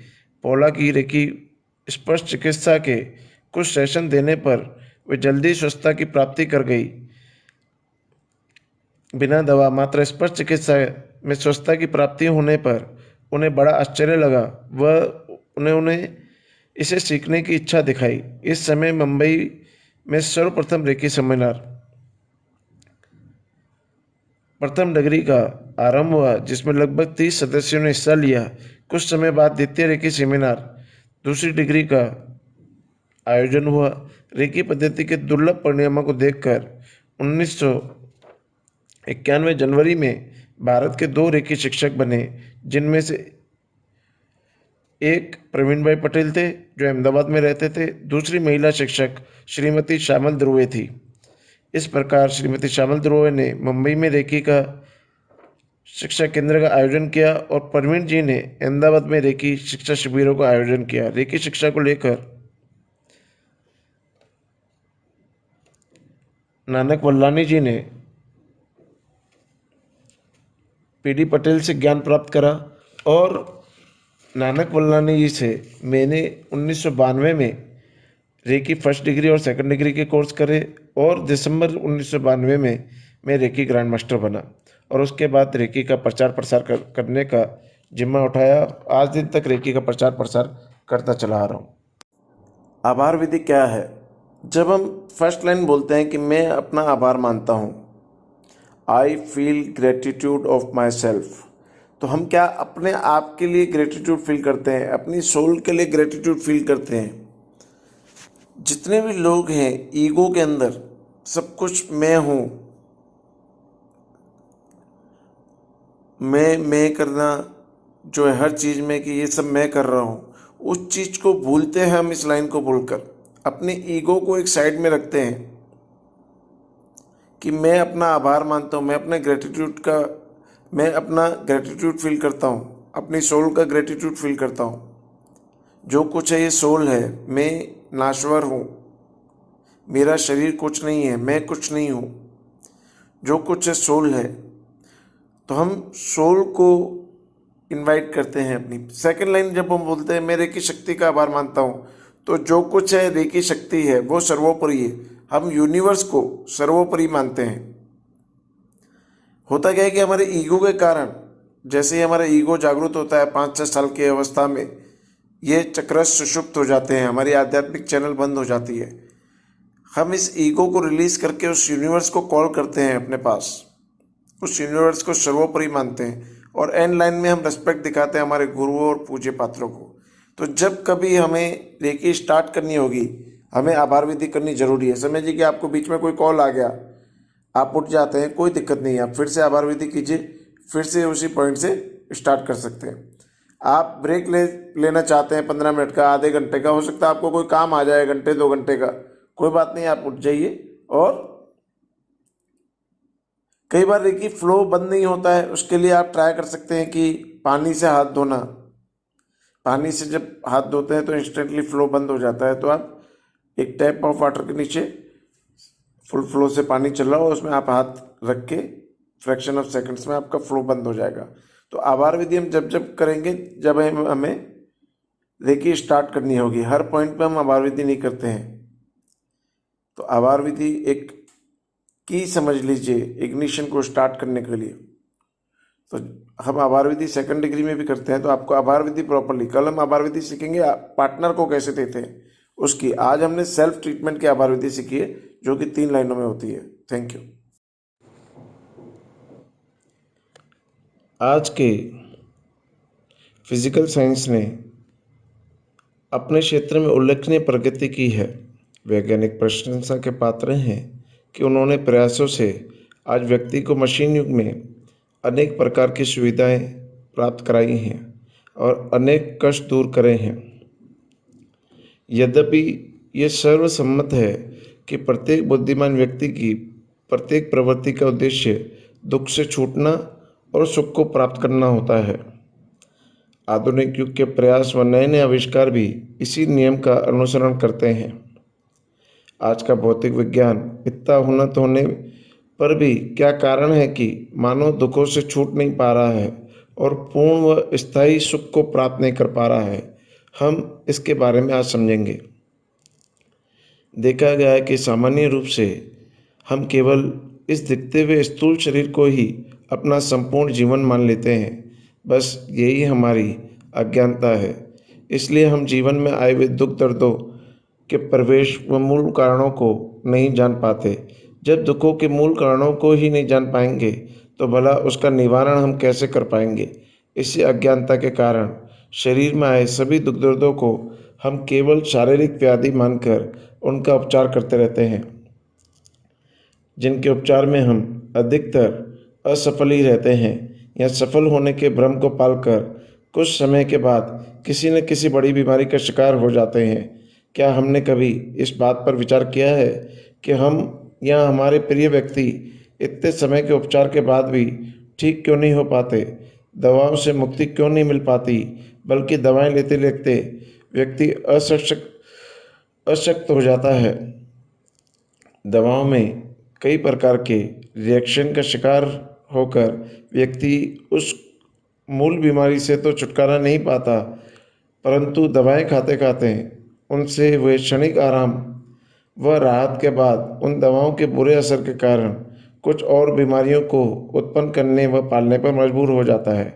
अधिकतर आजकल देखा जा रहा है कि 30-35 वर्ष की आयु को पार करते करते व्यक्ति छोटे मोटे दुख दर्दों का ऐसा शिकार हो जाता है कि लाख उपचार करवाने पर भी दुख दर्दों का ये सिलसिला क्रमश बढ़ते बढ़ते व्यक्ति के जीवन में ऐसा छा जाता है कि व्यक्ति जीवन भर सुख व स्वास्थ्य के लिए तड़प उठता है। व्यक्ति के दम तोड़ने पर ही उसे इस दुख दर्द से छुटकारा मिल पाता है।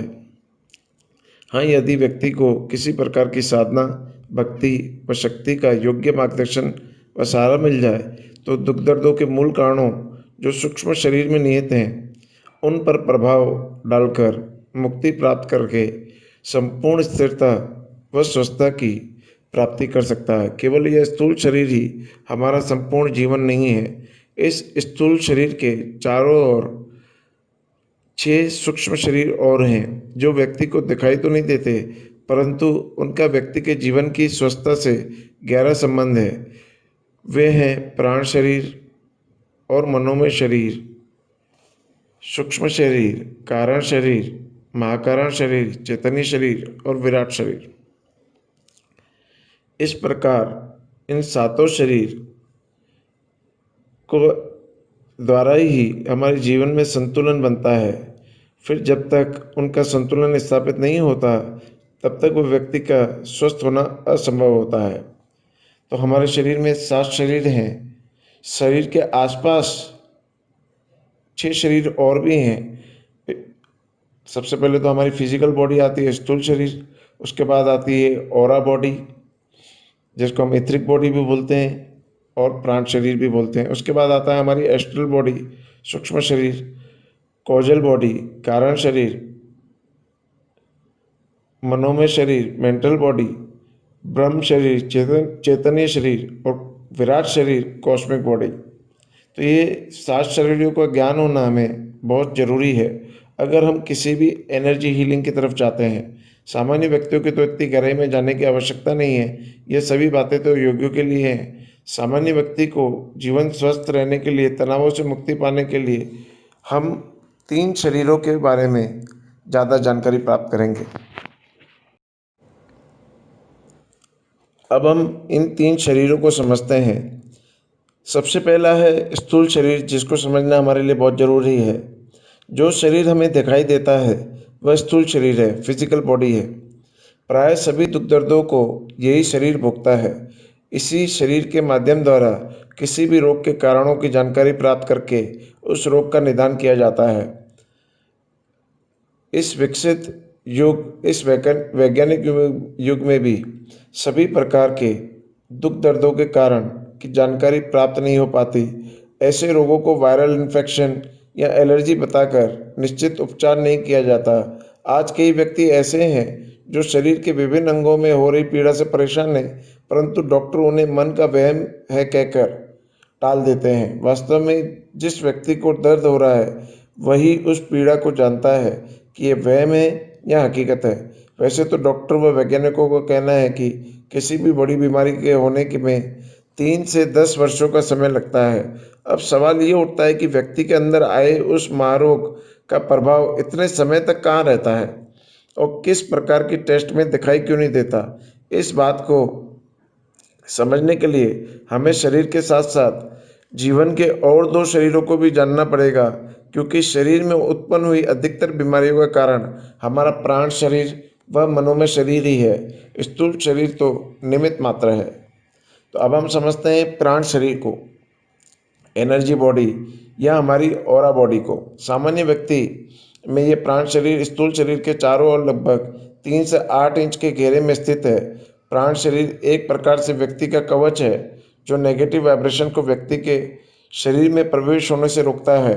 साधक व्यक्ति, साधु, संत, ऋषि मुनियों में ये प्राण शरीर लगभग 16 से 18 फुट तक विकसित रहता है। इसी प्रकार प्राण शरीर की स्वस्थता व विकास पर ही व्यक्ति की स्वस्थता व विकास आधारित है। तो हम इसको हमारा इम्यूनिटी पावर भी बोल सकते हैं। व्यक्ति का प्राण शरीर जितना विकसित व व्यवस्थित होगा उतना ही वह व्यक्ति स्वस्थ व शक्तिशाली होगा, उतना ही उसके अंदर इम्यूनिटी पावर ज़्यादा होगा। ऐसे व्यक्ति के चेहरे पर चमक, आकर्षण व तेज होगा। यही कारण है कि व्यक्ति जब अपने पूज्यपात, संत शिरोमणि व तेजवान सज्जन व्यक्ति की इस विकसित प्राण शरीर की सीमा में आकर श्रद्धा से नमन करता है, तब व्यक्ति के तन, प्राण व मन में स्वस्थता व आनंद की लहर फैल जाती है और आत्म जागृति की भावना पैदा होती है। तनावों से मुक्ति का असहाय व शरीर का हल्कापन महसूस होने लगता है। रेकी के शिक्षण व अभ्यास द्वारा कोई भी व्यक्ति इस प्राण शरीर का व्यवस्थित विकास करके संपूर्ण स्वस्थता की प्राप्ति कर सकता है। इसी प्राण शरीर में 7 शक्ति के केंद्र माने गए हैं, जिन्हें योग की भाषा में 7 चक्र कहा जाता है। इन 7 चक्रों की जानकारी व कार्यप्रणाली हम आगे इस कोर्स में सीखेंगे। अब हम तीसरे शरीर, मेंटल बॉडी, हमारी मनोमय शरीर के बारे में समझते हैं। मनोमय शरीर व्यक्ति के स्थूल शरीर के चारों ओर लगभग 3.5 फुट में स्थित है। मन का काम है विचारों को उत्पन्न करके उन्हें प्राण शरीर के माध्यम से शरीर में भेजना। सामान्य व्यक्ति में प्रतिदिन लगभग 60,000 विचारों का आगमन होता है, यानी लगभग 1 सेकंड में एक विचार व्यक्ति को आता है। अतः प्रत्येक विचार को कार्य रूप में लाना असंभव है।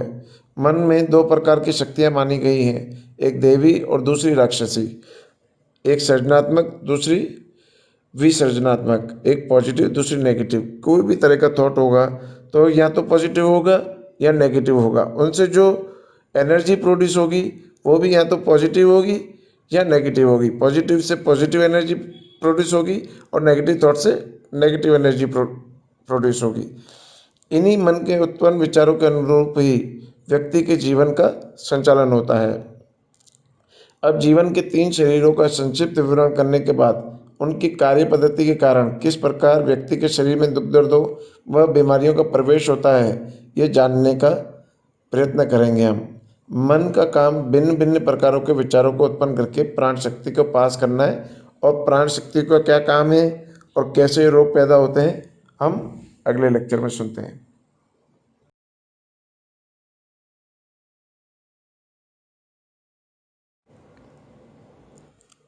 अब हम इन 3 शरीरों को समझते हैं।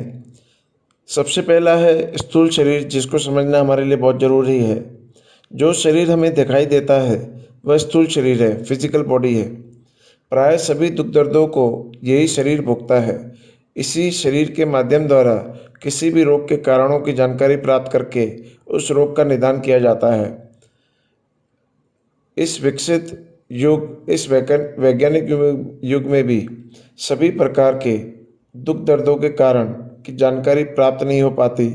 ऐसे रोगों को वायरल इन्फेक्शन या एलर्जी बताकर निश्चित उपचार नहीं किया जाता।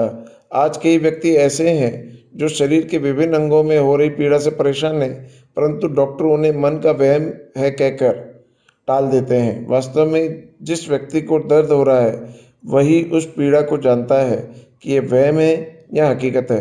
वैसे तो डॉक्टर व वैज्ञानिकों का कहना है कि किसी भी बड़ी बीमारी के होने के में 3 से 10 वर्षों का समय लगता है। अब सवाल ये उठता है कि व्यक्ति के अंदर आए उस महारोग का प्रभाव इतने समय तक कहाँ रहता है और किस प्रकार की टेस्ट में दिखाई क्यों नहीं देता। इस बात को समझने के लिए हमें शरीर के साथ साथ जीवन के और 2 शरीरों को भी जानना पड़ेगा, क्योंकि शरीर में उत्पन्न हुई अधिकतर बीमारियों का कारण हमारा प्राण शरीर व मनोमय शरीर ही है। स्थूल शरीर तो निमित्त मात्र है।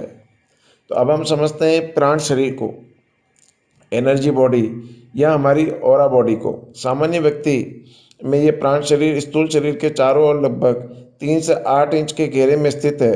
प्राण शरीर एक प्रकार से व्यक्ति का कवच है जो नेगेटिव वाइब्रेशन को व्यक्ति के शरीर में प्रवेश होने से रोकता है।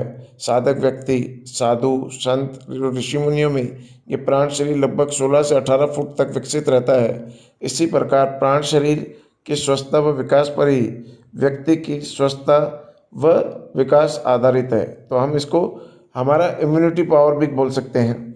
व्यक्ति का प्राण शरीर जितना विकसित व व्यवस्थित होगा उतना ही वह व्यक्ति स्वस्थ व शक्तिशाली होगा, उतना ही उसके अंदर इम्यूनिटी पावर ज़्यादा होगा।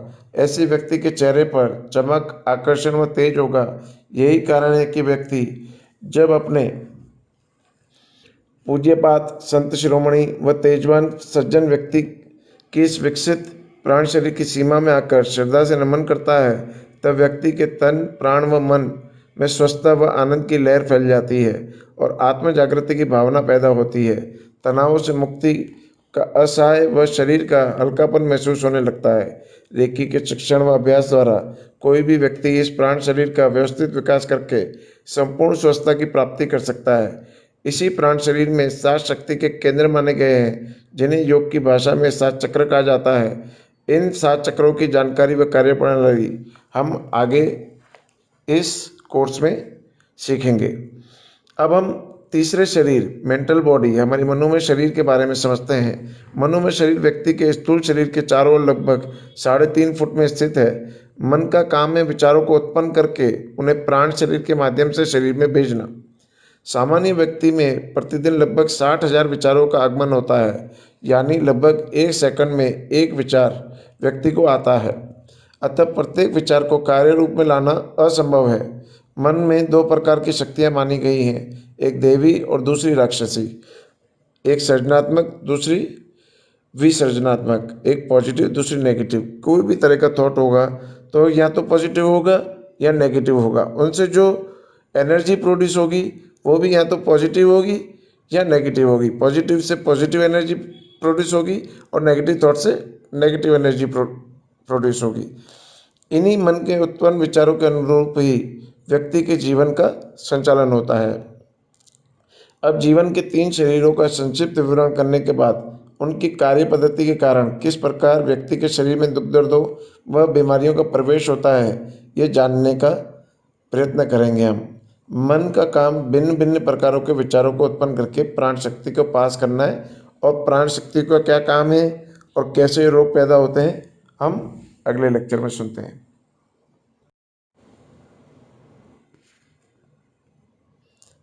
मन का काम है अलग अलग विचारों को उत्पन्न करके उन्हें प्राण शरीर में पास करना। प्राण शरीर का काम है इन आए हुए विचारों को शरीर के पास करना। वे विचार मुख्यतः दो प्रकार के होते हैं, एक पॉजिटिव और एक नेगेटिव। दूसरे सांस्कारिक व अन्य कार्यों के विचार जिनका व्यक्ति के मस्तिष्क पर अधिक प्रभाव पड़ता है। ये मस्तिष्क को एनर्जी देते हैं। थॉट्स क्या होते हैं? Energy in motion, emotions, either positive और नेगेटिव थॉट्स आते हैं हमारे मस्तिष्क की तरफ और वह उसी तरह की तरंगें उत्पन्न करता है, उसी तरह की सजेशंस पैदा करता है। बचपन की अवस्था या शांतचित्त अवस्था में व्यक्ति के मन में मर्यादित विचारों का आगमन होता है, जो प्राण शरीर को नुकसान पहुंचाए बिना उसमें से आसानी से पास होकर स्थूल शरीर में प्रवेश पाते हैं। विचारों की मर्यादा और उन्हें कार्य रूप में लाने की शरीर की क्षमता होने के कारण उन्हें कार्य रूप में लाकर व्यक्ति विचारों के प्रभाव व दबाव से मुक्त होकर स्वस्थ बना रहता है। सदैव व्यक्ति की बचपन वाली व शांतचित्त स्थिति नहीं रहती, अतः व्यक्ति के मन में अनावश्यक व अत्यधिक विचारों का आवागमन होने लगता है। जिन सभी विचारों को कार्य रूप में लाना संभव नहीं होता, उन्हें एक्टिवेट रखना संभव नहीं हो पाता। परिणाम स्वरूप व्यक्ति अधिक विचारों और तनावों का अनुभव करने लगता है। ज़्यादा स्ट्रेस और टेंशन पैदा होने लगती है। मन में उत्पन्न अधिक विचारों का बुरा प्रभाव सर्वप्रथम व्यक्ति के प्राण शरीर पर पड़ता है। जब प्राण शरीर में मर्यादा से अधिक विचारों का दबाव आता है, तब व्यक्ति की श्वास लेने की क्रिया पर बुरा असर पड़ता है। विचारों के अधिक दबाव के कारण व्यक्ति 33 से 50% ही श्वास की क्रिया का लाभ ले सकता है, इससे अधिक नहीं। इसके कारण प्राण शरीर में स्थित चक्रों की गति व शक्ति में रुकावट आती है, जो हम आगे समझेंगे। और हमारे शरीर को पोषण करने वाले 5 तत्वों में व्यवस्थित पोषण व संतुलन स्थापित नहीं होता। तत्वों की व्यवस्थित पोषण न होने के कारण उनसे संबंधित विभिन्न प्रकार की बीमारियां हो जाती हैं, जो भी हम इस कोर्स में आगे सीखेंगे। व्यक्ति के स्थूल शरीर में भी विचारों को प्रसार करने व रोकने की अपनी मर्यादा होती है। उस मर्यादा से अधिक दबाव प्राण शरीर द्वारा आता है, तब शरीर का जो हिस्सा कमजोर होता है वहाँ पर दबाव पड़ने से दर्द उत्पन्न होता है। यही दर्द व दबाव बढ़ते बढ़ते बीमारी का स्वरूप धारण कर लेता है। इस प्रकार मनोमय शरीर में उत्पन्न अत्यधिक विचारों के दबाव के कारण ही हमारा प्राण शरीर विकृत बनता है और प्राण शरीर के अधिक दबाव के कारण ही हमारा स्थूल शरीर विकृत होकर कई छोटी मोटी बीमारियों का शिकार बन जाता है। इन दुख दर्दों को व्यक्ति शरीर में दुख दर्द व बीमारियां मान बैठते हैं और उनका उपचार करने का प्रयत्न करते हैं। हकीकत में आए हुए दुख दर्द कुदरत की तरफ से दिए हुए संकेत मात्र हैं, जो व्यक्ति को प्राण शरीर व मनोमय शरीर की विकृत परिस्थिति का ज्ञान कराते हैं। परंतु अज्ञानता के कारण व्यक्ति कुदरत के ये संकेत समझ नहीं पाते। रोग के मूल कारण को, जो प्राण शरीर व मनोमय शरीर में है, उन्हें व्यक्ति जान नहीं पाता और जीवन भर विचार दबाव के कारण आए हुए अधिकतर रोग को व्यक्ति भोगता रहता है और मुक्त नहीं हो पाता। भारत में इस समय रोगों के निदान के लिए पैथोलॉजी टेस्ट, एक्सरे या सोनोग्राफी पर ही आधार रखा जाता है। इन परीक्षणों को अपनी सीमाएं के कारण रोग का संपूर्ण निदान नहीं हो पाता। अमेरिका जैसे विकसित देश में आजकल क्लियन फोटोग्राफी द्वारा किसी भी दुख दर्द का निदान आसान हो गया है, जो कि अब इंडिया में भी कई शहरों में आ गया है। इनके द्वारा रोगी के प्राण शरीर में हुई विकृतियों की जानकारी प्राप्त की जाती है और निश्चित अनुमान लगाया जाता है कि रोगी को जो दर्द हो रहा है वह इस प्राण शरीर पर आए हुए तनावों के दबाव का ही कारण है। कुछ समय के बाद यही तनाव व विकृति शरीर में प्रवेश करके किसी न किसी बीमारी का स्वरूप ले सकती हैं। इस प्रकार क्लियन फोटोग्राफी द्वारा पहले से ही रोगी के शरीर में उत्पन्न होने वाली या प्रवेश करने वाली बीमारी का पता लगाकर उसे भक्ति, साधना, शक्ति या किसी भी प्रकार के उपचार द्वारा दूर किया जा सकता है, मुक्त किया जा सकता है। रेकी और प्राणिक हीलिंग में भी इसी ऑरा का क्लींजिंग, इसी ऑरा में जो ये एक्स्ट्रा एनर्जी क्रिएट हो जाती है, एनर्जी का ज़्यादा होना भी और कम होना भी, दोनों भी लोगों के घर हैं। तो हम जो ट्रीटमेंट करते हैं उसमें एनर्जी को बैलेंस करते हैं। तो हम समझते हैं कि प्राण शक्ति जो हमारी चेतना शक्ति है उसे कम प्रमाण में लगभग 35 से 50% लिया जाता है। और दूसरी तरफ हमारे जीवन पर 3 प्रकार के आक्रमण हो रहे हैं। एक, अधिक विचारों के कारण उत्पन्न हुए तनावों का। दूसरा, खाने पीने की अनियमितताओं का। तीसरा, प्रदूषण का। भला ऐसे संजोगों में व्यक्ति स्वस्थ कैसे रह सकता है? आज के ऐसे संघर्षमय युग में अच्छी तरह स्वस्थ रहने के लिए किसी न किसी प्रकार की शक्ति के सहारे की आवश्यकता है।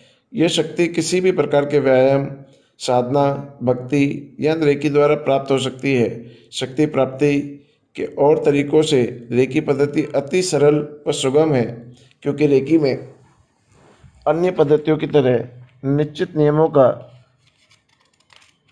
समय का पालन आवश्यक नहीं है और न ही किसी प्रकार का बुरा असर ही होता है। रेकी पद्धति द्वारा व्यक्ति केवल लाभकारी शक्ति को ही ब्रह्मांड से प्राप्त कर पाता है। रेकी शक्ति द्वारा प्राण शरीर में स्थित चक्रों को गति व शक्ति प्रदान होती है, जिससे पांचों तत्वों को व्यवस्थित संचालन व पोषण होता है। परिणाम स्वरूप प्राय सभी प्रकार के तनावों और दुखों और दर्दों से मुक्ति पाकर संपूर्ण स्वस्थता की प्राप्ति हो सकती है।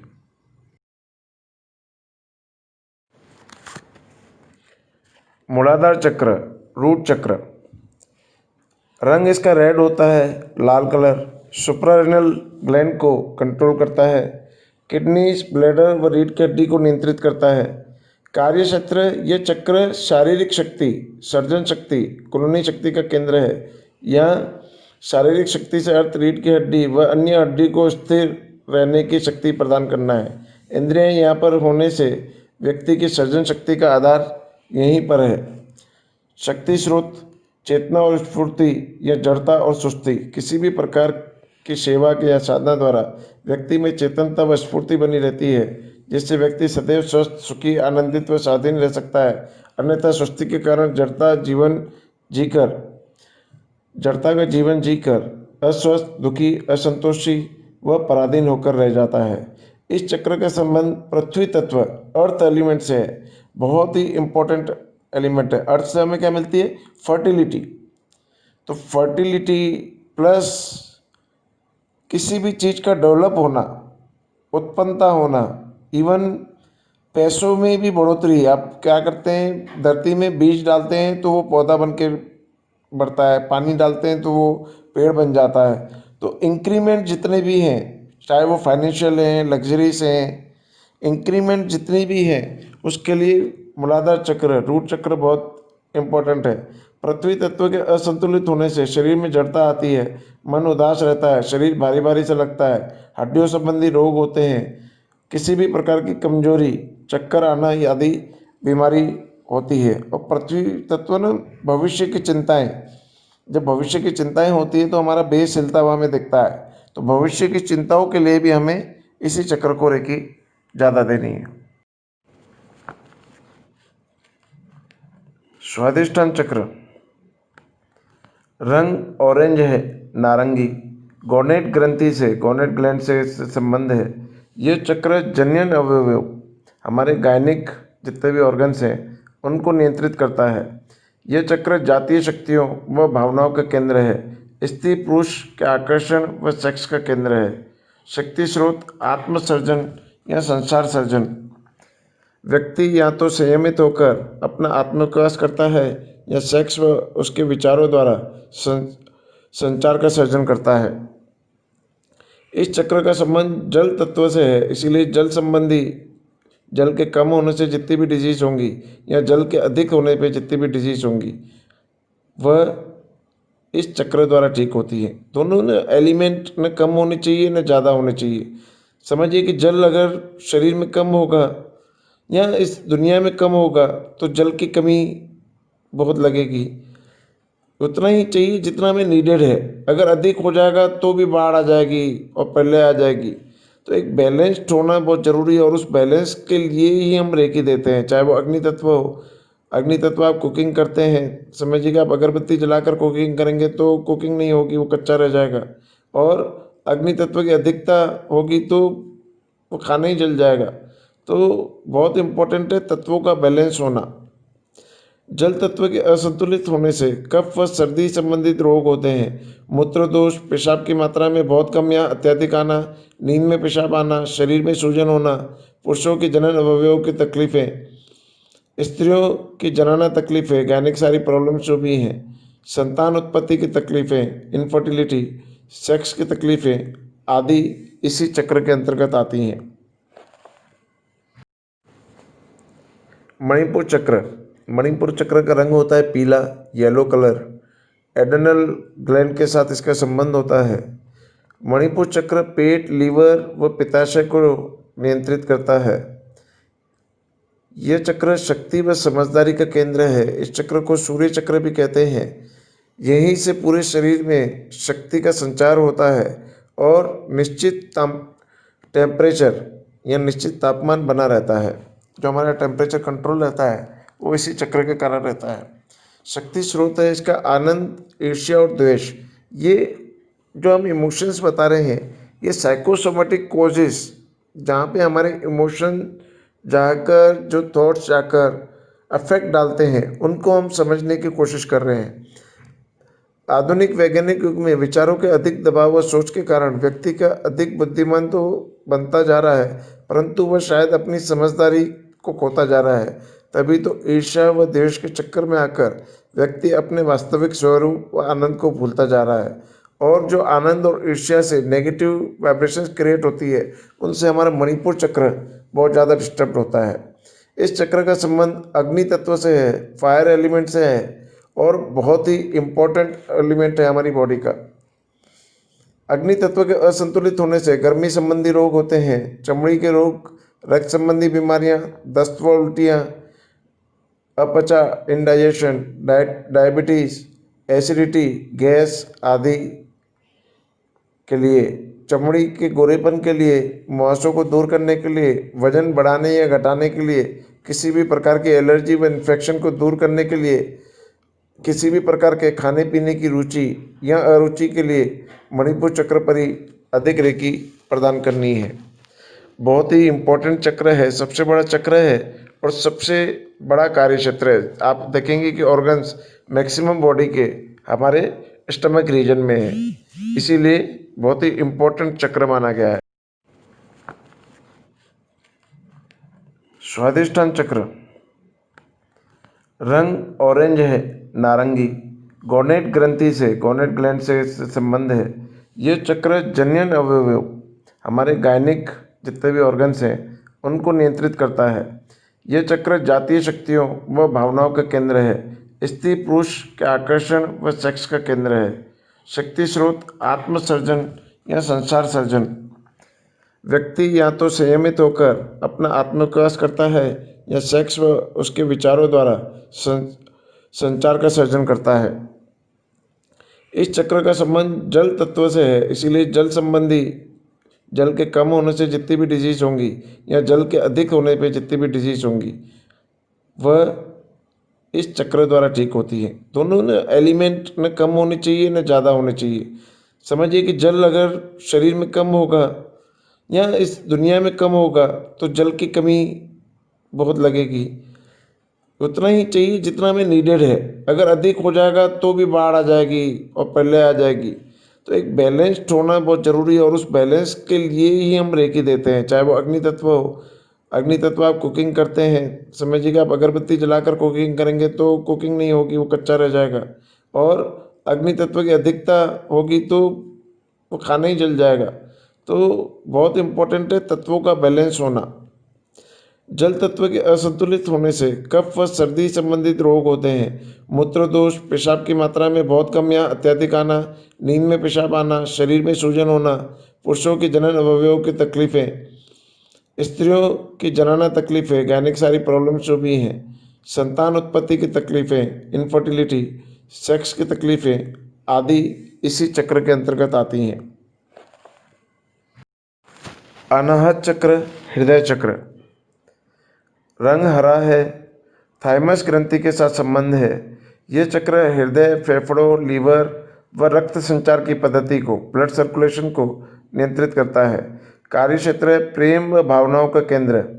प्रेम ही व्यक्ति के जीवन का मूल आधार है।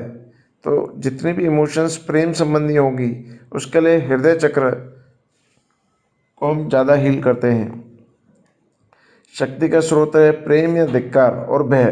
किसी भी प्रकार की सेवा या साधना द्वारा व्यक्ति के में सज्जनता का भाव आने पर वह स्वयं से व औरों से प्रेम पूर्वक व्यवहार करता रहेगा। धिक्कार की भावना रखते हुए जीवन में अनेक प्रकार के भयों को पालकर डरपोक बन जाएगा। इस चक्र का संबंध वायु तत्व से है, एयर एलिमेंट से है। वायु तत्व के असंतुलित होने पर व्यक्ति के अंदर नाड़ी तंत्र यानी नर्वस सिस्टम पर बुरा असर पड़ता है। इससे हृदय की बीमारियां, बीपी, शारीरिक पीड़ा, निराशा, डिप्रेशन व आत्महत्या करने के विचारों का आगमन होता है। तो हम हार्ट चक्र को ज़्यादा इमोशंस के लिए और ब्लड सर्कुलेशन और नर्व्स की प्रॉब्लम के लिए रेकी देते हैं। आगे हम सीखेंगे बहुत सारी चक्रों की और भी चीज़ें हम सीखेंगे। एयर, वायु तत्व का अधिक होना, वायु तत्व का कम होना, आगे हम और भी सीखेंगे, लेकिन अभी हम चक्रों की प्राइमरी नॉलेज ले रहे हैं। विशुद्ध चक्र रंग आसमानी है, थायराइड ग्रंथि के साथ संबंध है। ये चक्र गले और फेफड़ों को नियंत्रित करता है। इसका कार्य क्षेत्र अभिव्यक्ति, बातचीत करना। आपने खास करके देखा होगा लेडीज़ को बहुत थायराइड की प्रॉब्लम होती है। थायराइड ग्रंथि को यही चक्र कंट्रोल करता है, इसीलिए जब वो एक्सप्रेस नहीं कर पाती है, अपनी चीज़ों को बता नहीं पाती हैं, तब थायराइड ग्रंथि की बहुत सारे रोग उनके अंदर होता है। शक्ति का स्रोत आभार या दुख व्यक्त करना। साधक या सज्जन व्यक्ति सदैव आभार व गुणगान की अभिव्यक्ति द्वारा सुख के सागर में तैरते रहते हैं, जबकि सामान्य व्यक्ति सदैव दुख की अभिव्यक्ति का आदान प्रदान करके दुख के सागर में डूबे रहते हैं। इसका सीधा संबंध विशुद्ध चक्र से है। विशुद्ध चक्र का संबंध आकाश तत्व से है। हमने ऊपर के दोनों चक्रों में तत्व नहीं देखे, लेकिन नीचे के जो पांचों चक्र हैं उनमें तत्व निहित होता है, और वही नोट करना हमें बहुत ज़रूरी है, क्योंकि कोई भी हम डिजीज़ का क्योर करेंगे तो उनमें तत्वों का बैलेंस बहुत इम्पोर्टेंट है। जब कभी तत्व कम हो जाते हैं या अधिक हो जाते हैं तो डिजीज़ पैदा होती है दोनों तरफ। तो इसलिए हमें तत्वों को समझना बहुत इम्पोर्टेंट है कि विशुद्ध चक्र का संबंध आकाश तत्व से है।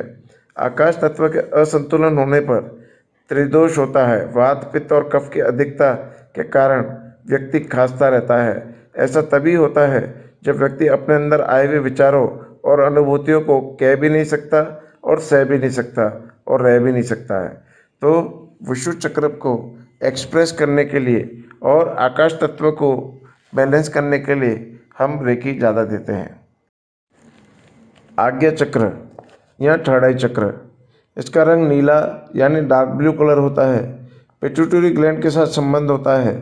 आज्ञा चक्र व्यक्ति के ऑटोनोमस सिस्टम को नियंत्रित करता है, अर्थात जब व्यक्ति गहरी नींद में होता है या माथे पर चोट लगने से बेहोशी या कोमा की स्थिति में चला जाता है, तब यही चक्र हमारे नर्वस सिस्टम को नियंत्रित करता है। इसका कार्य क्षेत्र है इच्छा व अंतःप्रेरणा का केंद्र, अर्थात व्यक्ति को अच्छे कार्य करने की प्रेरणा व बुरे कार्य न करने की सूझबूझ यहीं से प्राप्त होती है। व्यक्ति के कर्मों का लेखा जोखा यहीं पर अंकित होता है और उसी के अनुरूप आगे फल मिलता है। यहीं पर आत्मा का निवास स्थान माना गया है। सोल प्लेस इसी को हम बोलते हैं। आज्ञा चक्र व्यक्ति की दिव्य शक्ति का केंद्र बिंदु है। आज्ञा चक्र के विकास होने पर टेलीपैथी व इंट्यूशन जैसी शक्तियों का विकास होता है। इसे शिव नेत्र भी शास्त्रों की भाषा में कहा गया है। इसका शक्ति का स्रोत है जागृति और क्रोध।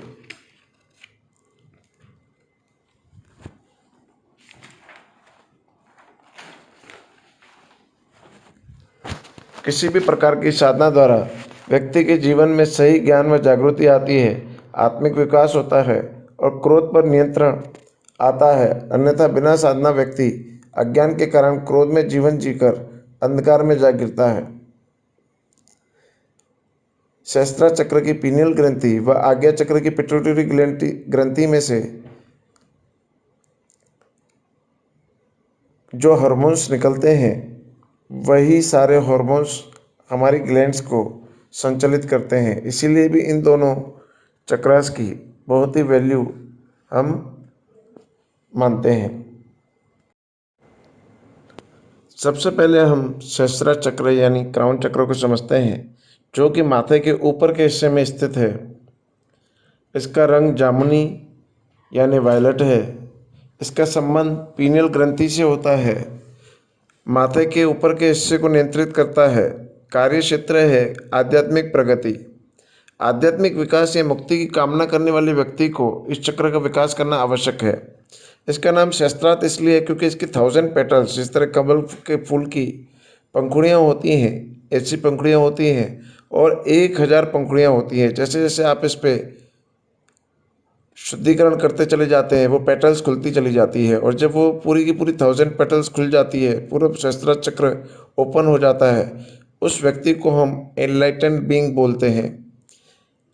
कहा जाता है कि यदि अंतिम समय में व्यक्ति के जीव की गति इस चक्र द्वारा हो तो वह मुक्त हो जाता है। यह भी माना गया है कि मृत्यु से कुछ मिनट पहले ही यह मुक्ति द्वार खुल जाता है। इसका लाभ चंद अभ्यासी या साधक को ही मिल पाता है, क्योंकि उस समय स्थूल शरीर में से जीव छूटने पर झटका सा लगता है। तब व्यक्ति डर कर अस्थिर हो जाता है, जिससे मुक्ति द्वार बंद हो जाता है और साधारण व्यक्ति इस लाभ से वंचित हो जाता है। जबकि साधक के लिए साधना के दौरान इन झटकों का अनुभव सामान्य बात होती है। अतः उनके अभय और स्थिर रहने के कारण वे मुक्ति के लाभ को प्राप्त कर सकते हैं और इस जीवन से मोक्ष प्राप्त कर सकते हैं। आभार विधि क्या है? जब हम फर्स्ट लाइन बोलते हैं कि मैं अपना आभार मानता हूँ, I feel gratitude of my self, तो हम क्या अपने आप के लिए ग्रेटिट्यूड फील करते हैं, अपनी सोल के लिए ग्रेटिट्यूड फील करते हैं। जितने भी लोग हैं ईगो के अंदर सब कुछ मैं हूँ, मैं करना जो है हर चीज़ में कि ये सब मैं कर रहा हूँ, उस चीज़ को भूलते हैं हम। इस लाइन को बोलकर अपने ईगो को एक साइड में रखते हैं कि मैं अपना आभार मानता हूँ, मैं अपने मैं अपना ग्रेटिट्यूड फील करता हूँ, अपनी सोल का ग्रेटिट्यूड फील करता हूँ। जो कुछ है ये सोल है, मैं नाश्वर हूँ, मेरा शरीर कुछ नहीं है, मैं कुछ नहीं हूँ, जो कुछ है सोल है। तो हम सोल को इनवाइट करते हैं अपनी। सेकंड लाइन जब हम बोलते हैं मैं रेकी शक्ति का आभार मानता हूँ, तो जो कुछ है रेकी शक्ति है वो सर्वोपरि है। हम यूनिवर्स को सर्वोपरि मानते हैं। होता क्या है कि हमारे ईगो के कारण, जैसे ही हमारा ईगो जागृत होता है 5-6 साल की अवस्था में, ये चक्र सुषुप्त हो जाते हैं, हमारी आध्यात्मिक चैनल बंद हो जाती है। हम इस ईगो को रिलीज करके उस यूनिवर्स को कॉल करते हैं अपने पास, उस यूनिवर्स को सर्वोपरि मानते हैं और एंड लाइन में हम रिस्पेक्ट दिखाते हैं हमारे गुरुओं और पूज्य पात्रों को। तो जब कभी हमें रेकी स्टार्ट करनी होगी, हमें आभार विधि करनी जरूरी है। समझिए कि आपको बीच में कोई कॉल आ गया, आप उठ जाते हैं, कोई दिक्कत नहीं है, आप फिर से आभार विधि कीजिए, फिर से उसी पॉइंट से स्टार्ट कर सकते हैं। आप ब्रेक लेना चाहते हैं 15 मिनट का, आधे घंटे का, हो सकता है आपको कोई काम आ जाए घंटे 2 घंटे का, कोई बात नहीं, आप उठ जाइए। और कई बार देखिए फ्लो बंद नहीं होता है, उसके लिए आप ट्राई कर सकते हैं कि पानी से हाथ धोना। पानी से जब हाथ धोते हैं तो इंस्टेंटली फ्लो बंद हो जाता है। तो आप एक टैप ऑफ वाटर के नीचे फुल फ्लो से पानी चल रहा हो, उसमें आप हाथ रख के फ्रैक्शन ऑफ सेकंड्स में आपका फ्लो बंद हो जाएगा। तो आभार विधि हम जब जब करेंगे, जब हमें देखिए स्टार्ट करनी होगी। हर पॉइंट पे हम आभार विधि नहीं करते हैं। तो आभार विधि एक की समझ लीजिए इग्निशन को स्टार्ट करने के लिए। तो हम आभार विधि 2nd डिग्री में भी करते हैं। तो आपको आभार विधि प्रॉपरली, कल हम आभार विधि सीखेंगे पार्टनर को कैसे देते हैं उसकी। आज हमने सेल्फ ट्रीटमेंट की आभार विधि सीखी है, जो कि 3 लाइनों में होती है। Thank you.